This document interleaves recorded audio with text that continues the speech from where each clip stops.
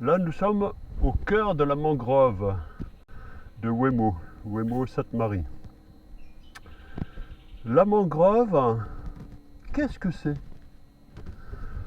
Eh bien, la mangrove, c'est une forme de forêt qui a pour particularité de pousser uniquement dans la mer, dans l'eau salée.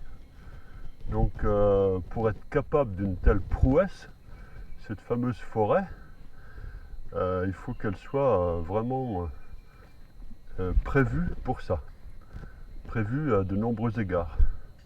La mangrove, elle est constituée de palétuviers.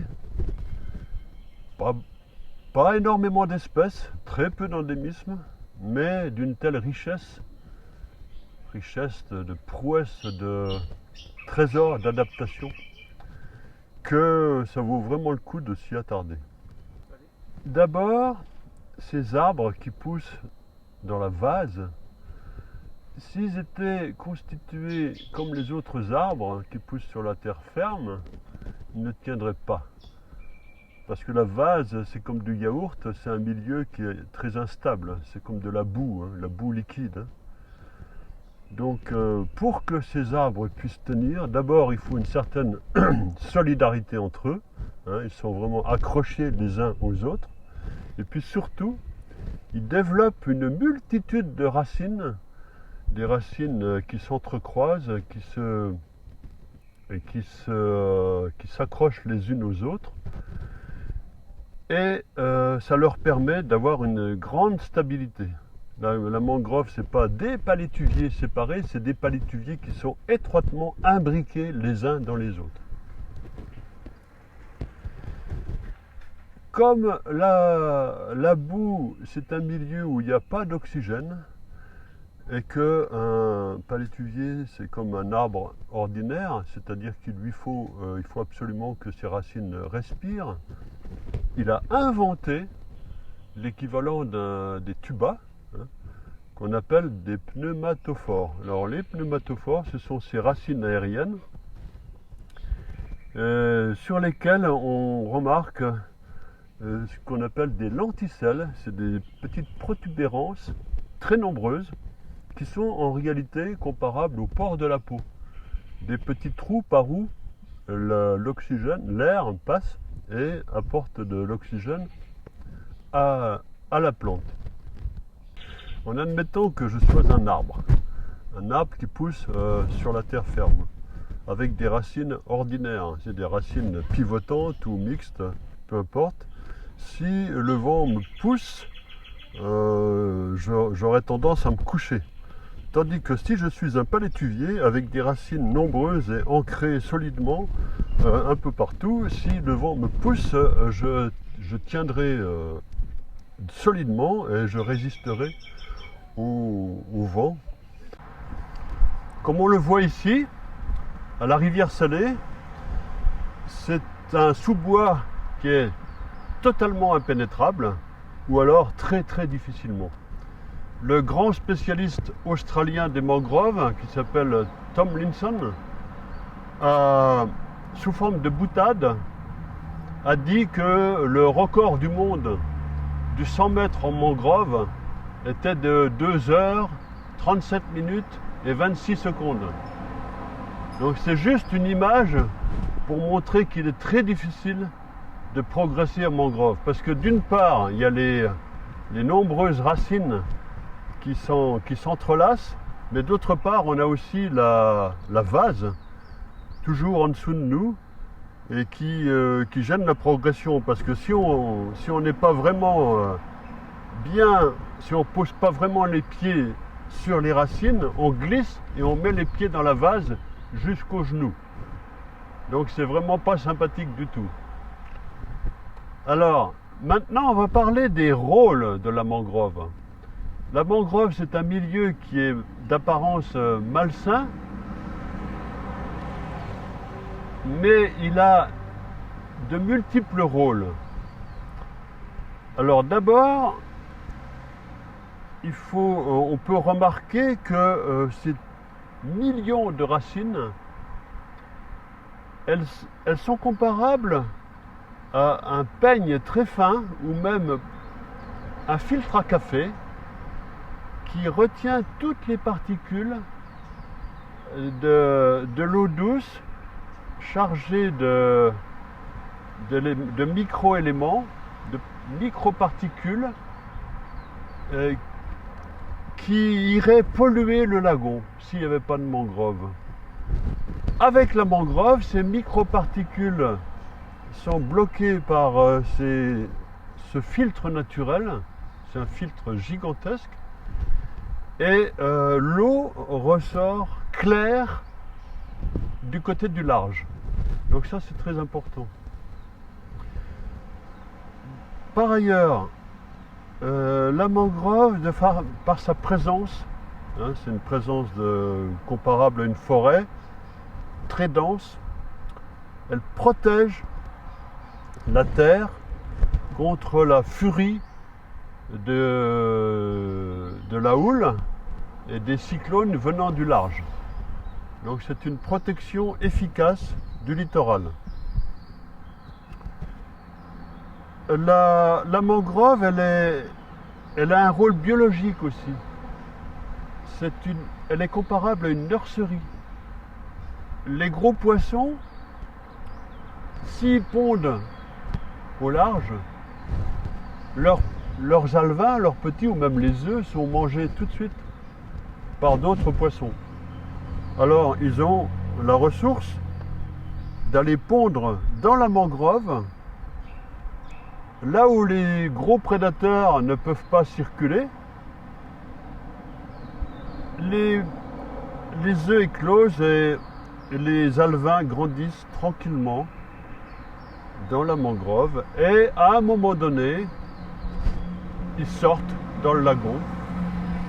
À ce moment-là, leur taille leur permet de vivre sans trop craindre des prédateurs. Donc c'est pour ça qu'on dit que la mangrove est une nurserie. Malheureusement, par son côté inhospitalier, c'est un milieu qui est mal perçu par la population.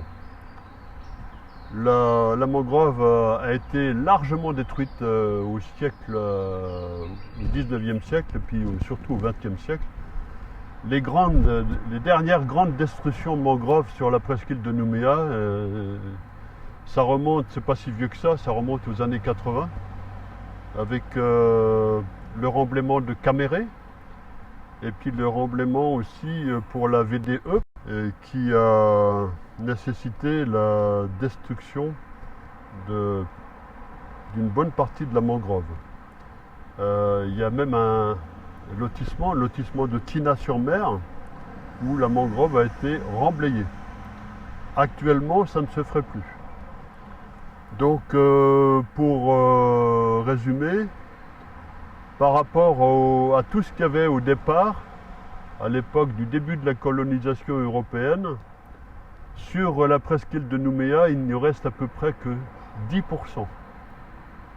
Mais ces 10%-là, maintenant, on les protège. Il vaut mieux tard que jamais. Alors, la mangrove, parmi ses nombreuses fonctions, une des principales, c'est sans doute d'être une très grande station d'épuration naturelle. L'homme rejette de nombreuses substances toxiques, dont des hydrocarbures, des pesticides, des nitrates, des phosphates, etc. Et tous ces produits chimiques sont peu à peu digérés. Les métaux lourds sont fixés dans la vase et il y a une sorte d'épuration naturelle qui se fait de manière très efficace. Et donc, c'est pour ça qu'on qualifie la mangrove de station d'épuration. Un très bon exemple. À Sainte-Marie, jadis, il y avait de la mangrove partout. Lorsque la route de Sainte-Marie a été ouverte à la circulation, on a détruit toute la mangrove littorale. Parallèlement à ça, les lotissements se sont étendus un peu partout. Donc toute la zone de Sainte-Marie a été tartinée de maisons partout. Si bien que toutes les conditions étaient réunies pour que ça se termine en catastrophe. Si bien que dans les années 80, 90, la baie de Sainte-Marie était tellement nauséabonde qu'on on la surnommait la baie qui pue. Donc il fallait absolument qu'on trouve un moyen de pouvoir remplacer cette fameuse mangrove qui jadis remplissait si bien son rôle.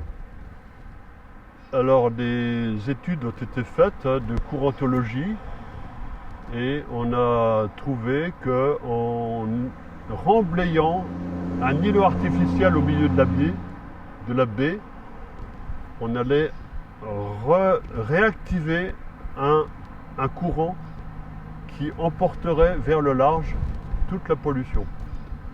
Et cette opération de grande envergure a été couronnée de succès. À l'heure actuelle, la baie de Sainte-Marie est saine, mais ça a coûté beaucoup d'argent.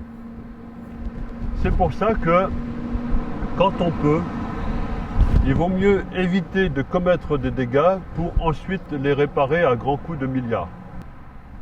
Sachant que la mangrove a très mauvaise réputation, c'est